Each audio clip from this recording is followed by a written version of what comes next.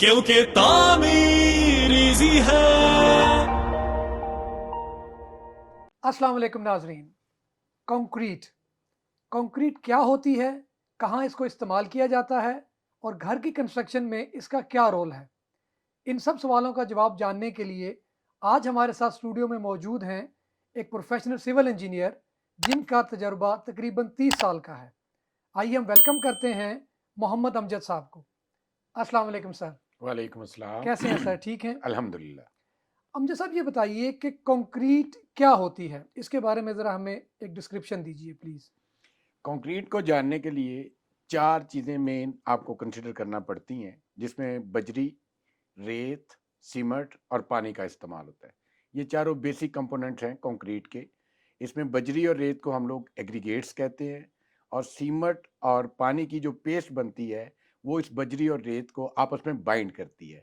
इस तरह से ये चारों चीज़ों का जो मिक्सचर है वो मिल के रॉक लाइक या स्टोन की तरह की एक आपको फील देता है, जिसको हम कंक्रीट कहते हैं। अमजद साहब, मेरा अगला क्वेश्चन आपसे ये है कि कंक्रीट की रेशियोज ये क्या है? ये किस चीज़ का नाम है?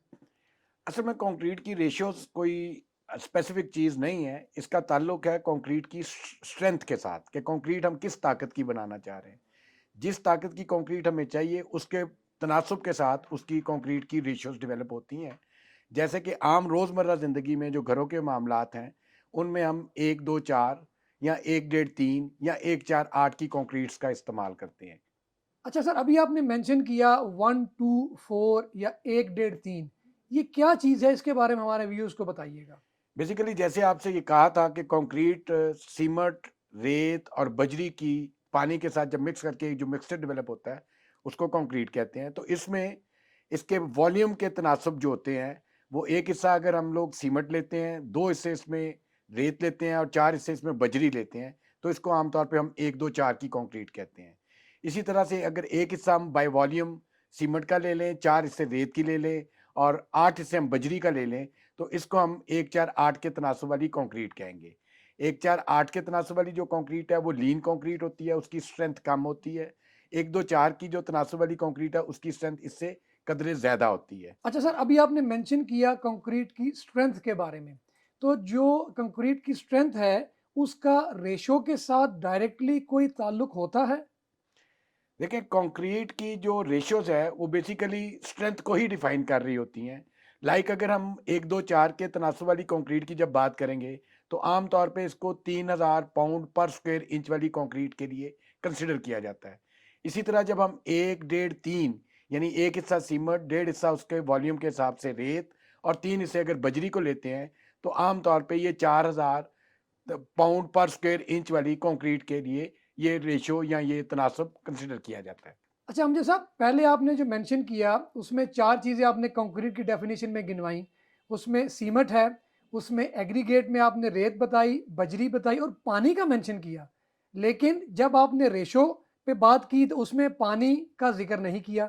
इसके बारे में बताइए। अच्छा, ये आपका क्वेश्चन जो है बहुत ज़बरदस्त क्वेश्चन है इस एतबार से, कि जब हम मार्केट की नॉर्म्स में बात करते हैं या प्रोपोर्शन जो बात करते हैं, तो 1, 2, 4 या 1, 1.5, 3 का जब जिक्र करते हैं तो उसमें पानी का कहीं जिक्र नहीं आ रहा होता। लेकिन पानी का जो है वो वाटर सीमेंट रेशियो, पानी का जो तनासब है वो सीमेंट के वज़न के हिसाब से या सीमेंट के हुजम के एतबार से पानी को उसमें मिक्स किया जाता है। पानी वाटर सीमेंट रेशियो की कंक्रीट में उसी तरह से अहमियत है, जिस तरह आप किसी भी चीज़ में आप उसमें कह लें कि कंक्रीट की जो जान है या जो रूह है वो वाटर सीमेंट रेशियो के ऊपर डिपेंडेंट है। वाटर सीमेंट रेशियो जितनी ज़्यादा होगी, उतना उसका काम कंक्रीट की स्ट्रेंथ कम होती जाएगी। वाटर सीमेंट रेशियो जितनी कम होगी, स्ट्रेंथ बढ़ेगी। लेकिन एक हद से कम कर देंगे तो शायद वो भी कंक्रीट के लिए उतनी इफेक्टिव ना रहे। तो इसका मतलब ये हुआ कि एक खास या ऑप्टिमम वाटर सीमेंट रेशियो होती है, यानी पानी का सीमेंट के साथ के वजन के हिसाब से एक खास तनासब है, जिसके साथ कंक्रीट की हम मैक्सिमम स्ट्रेंथ अचीव करते हैं। किस कंक्रीट की स्ट्रेंथ के लिए कितना पानी रिक्वायर्ड है। सर ये बताइए कि कंक्रीट की मिक्सिंग कैसे की जाती है? कंक्रीट मिक्स करने के लिए जो घरों के आप लोग मामलात की जिस हवाले से हम लोग बात कर रहे हैं स्पेशली, उसमें मिक्सर मशीन का इस्तेमाल किया जाता है। इसमें मिक्सर मशीन आधे बैग की भी होती है, पूरे एक बैग की भी मिक्सर मशीन होती है, और जो घरों के लिए इस्तेमाल होती है। ये बाय वॉल्यूम या इसमें हुजम के एतबार से मटेरियल्स को मिक्स करके मिक्सर मशीन के साथ कंक्रीट करते हैं। इसी तरह से जो आपको ज़्यादा प्रिसाइज कंक्रीट अगर हमने करनी हो क्वालिटी के एतबार से, तो उसमें भी बैचिंग प्लांट का इस्तेमाल किया जाता है। आपने देखा होगा कि कुछ लोग घरों में मिक्सर मशीन के साथ मौके के ऊपर कंक्रीट नहीं बनाते, उसके लिए वो ट्रांजिट मिक्सर के ज़रिए उनके घरों तक कंक्रीट पहुंचती है। तो ऐसे लोग कंक्रीट की स्ट्रेंथ के बारे में कुछ ज़्यादा कॉन्शियस होते हैं, या कुछ ऐसी सोसाइटीज़ हैं जिन्होंने बायलॉज बनाए होते हैं कि वहाँ पर आप लोकली बजरी रेत और सीमेंट को स्टॉक करके कंक्रीट मिक्स नहीं कर पाते, तो वो लोग फिर किसी भी बैचिंग प्लांट वाले से या किसी भी कंक्रीट प्लांट वाले से राब्ता करके वहाँ से वो लोग कंक्रीट बाय करते हैं, जो कि उनके प्लांट से कंक्रीट आपके घर तक थ्रू ट्रांजिट मिक्सर्स पहुँचती है। अच्छा हमजे साहब, हमने एक चीज़ नोट की है कि किसी घर में किसी जगह पे कंक्रीट हो रही है, जब मशीन चल रही होती है, तो मशीन के अंदर वो बगैर किसी मेजरमेंट के धड़ाधड़ पानी इस्तेमाल कर रहे होते हैं, पानी डाल रहे होते हैं। तो क्या पानी को बहुत ज़्यादा डालना कंक्रीट के लिए मुनासिब है?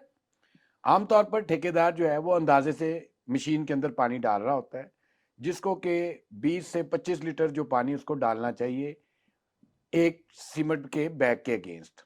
अगर पानी उससे वो ज़्यादा डाल देता है तो वो आपकी कंक्रीट को थोड़ा ख़राब कर रहा होता है।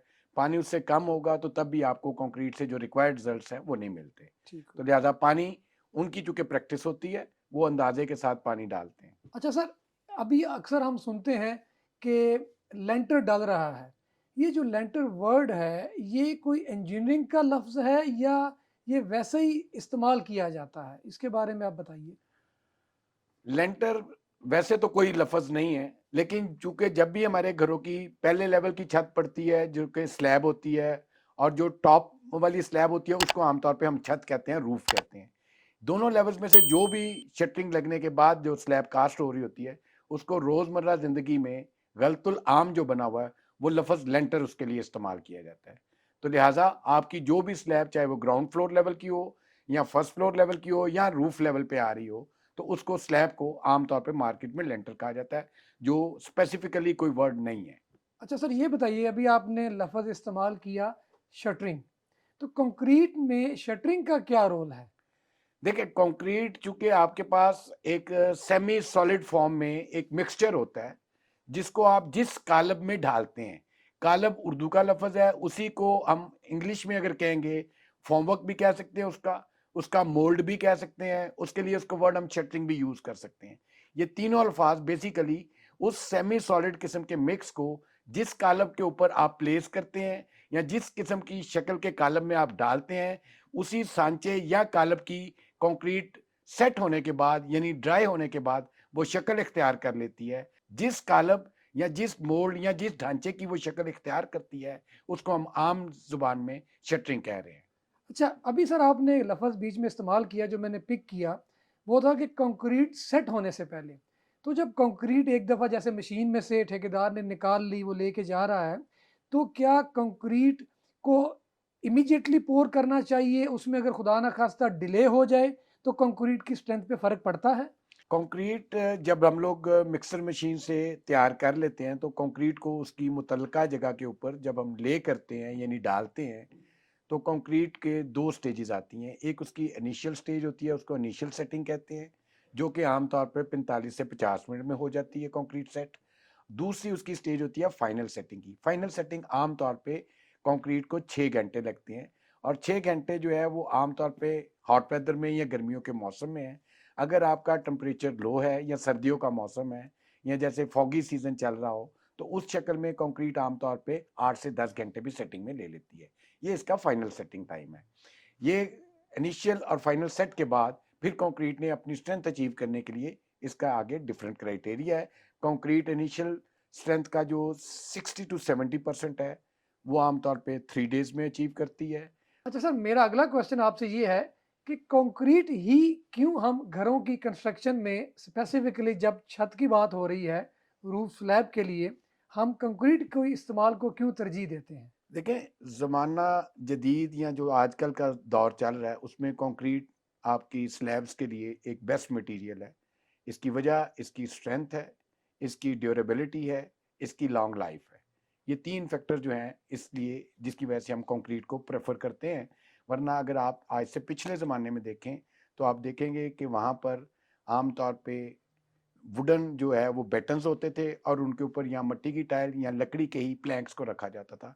ये आप हिंदुओं के या सिखों के दौर की अगर कंस्ट्रक्शन देखेंगे, चाहे वो 2 मंजिला मकान हो या 3 मंजिला हो, तो उनकी छतें आमतौर पर लकड़ी से बनती थी। कंक्रीट की यूटिलिटी बाकी जितने भी मटेरियल्स हैं जिनको हम छतों के तौर पे इस्तेमाल कर सकते हैं उन सबसे बेहतरीन है और इसकी ड्यूरेबिलिटी या इसकी जो लाइफ स्पैन है वो भी बाकी चीज़ों की निस्बत ज़्यादा है। अच्छा सर, मेरे एक उस्ताद ने एकदम मुझसे कहा था कि be like concrete, don't take tension. इसके बारे में आपकी क्या राय है? आपके उस्ताद ने जो आपको कहा था मुझे नहीं मालूम कि शायद उस वक्त आपको इस बात की समझ आई थी कि नहीं आई थी। कंक्रीट जो है वो कंप्रेशन में एक्सीलेंट मटेरियल है जबकि टेंशन में ये इंतहाई पुअर मटेरियल है। यानी दूसरे लफ्ज़ों में कंक्रीट को जितना मर्जी दबाया जाए वो दबाव बर्दाश्त कर सकती है, लेकिन कंक्रीट को अगर हम उसको खींचे या उसमें तनाव पैदा करें तो वो टूट जाएगी। लिहाजा concrete is a best material in compression and in a very poor material in tensile strength या और इन टेंशन। तो अगर कंक्रीट की टेंशन को बेहतर करना हो तो उसके लिए क्या किया जा सकता है? कंक्रीट में जो टेंसाइल स्ट्रेंथ हम अचीव करते हैं वो आम तौर पे उसको हम रीइंफोर्स्ड सीमेंट कंक्रीट कहते हैं, आरसीसी, रीइंफोर्स्ड सीमेंट कंक्रीट। इसका मतलब ये है कि कंक्रीट के अंदर अगर हम स्टील बार्स यानी रीइंफोर्समेंट, जिसको उर्दू में आप सरिया कह लें, जब हम सरिये को ऐड ऑन कर देते हैं कंक्रीट में तो कंक्रीट इंस्टेड ऑफ कंप्रेशन ये उसके साथ साथ टेंसाइल स्ट्रेंथ या टेंशन लेने के भी कैपेबल हो जाती है। घरों में जो कंक्रीट का इस्तेमाल है आपकी स्लैब्स के लिए इस्तेमाल होगी, आपकी जो प्रोजेक्शंस हैं उनके लिए होगी, जो कोई भी काउंटर है लाइक किचन में या वॉशरूम में वैनिटी के लिए जो स्लैब्स पड़ती हैं वो कंक्रीट की आएंगी। आपके नॉर्मली जो गैराज हैं, गैराज में आमतौर पे आपने देखा होगा 1 या 2 पिलर्स होते हैं, वो भी कंक्रीट के बन रहे होते हैं। आपकी बुनियादों में जब चुनाई शुरू करनी होती है तो रोड़ी की जगह पे भी आमतौर पे लीन कंक्रीट का इस्तेमाल होता है। तो आपकी जो बेसमेंट की जो चारों दीवारें हैं वो भी कंक्रीट की होती है और उसकी स्लैब भी कंक्रीट की है, उसके ऊपर से आपका ग्राउंड फ्लोर का लेवल शुरू होता है। यानी घरों में कंक्रीट, और अगर घर बहुत बड़े हों जो कि आमतौर पे ब्रिक मैसनरी के ऊपर उसका स्ट्रक्चर ना हो, जबकि उसका ब्रिक मैसनरी को एज पार्टीशन वॉल पे लिया जाए तो उसका फ्रेम स्ट्रक्चर बन जाए तो वो भी सारे का सारा कंक्रीट बेस्ड ही होता है। फ्रेम स्ट्रक्चर, फ्रेम स्ट्रक्चर से मुराद क्या है? आपके कॉलम्स, आपके बीम्स और स्लैब्स, इन तीनों कंपोनेंट्स को मिला लिया जाए तो आमतौर पे ये फ्रेम स्ट्रक्चर कहला रहा होता है। बहुत शुक्रिया अमजद साहब, आपकी माहिराना गुफ्तगू से हमें बहुत फ़ायदा हुआ। जी तो नाजरीन, आज की वीडियो के बाद यकीनन आपके जहन में कंक्रीट के मतलब जो भी सवाल थे उनके जवाब आपको यकीनन मिल चुके होंगे। आपके जहन में अगर कोई और सवाल है कमेंट बॉक्स में लिखकर हमसे ज़रूर रब्ता कीजिए। कंस्ट्रक्शन रिलेटेड कोई भी इंफॉर्मेशन जानने के लिए जुड़े रहिए tameereasy.com के साथ। कंस्ट्रक्शन से रिलेटेड रहनुमाई और अपडेट्स के लिए विजिट कीजिए tameereasy.com। क्योंकि तामीर इजी है।